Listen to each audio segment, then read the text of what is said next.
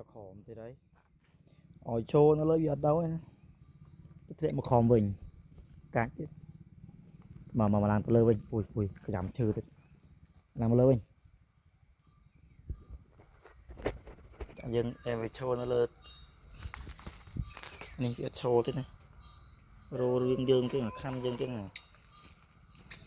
trô số buồn nữa à chà mà thấy mình thể cho khòm rồi hả đấy trô cho mà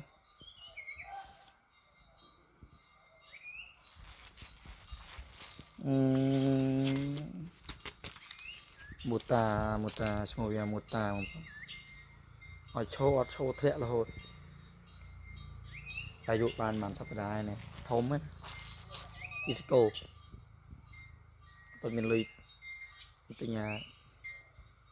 chụp cái đồ xe vì thế thì cái đồ xe thay ổn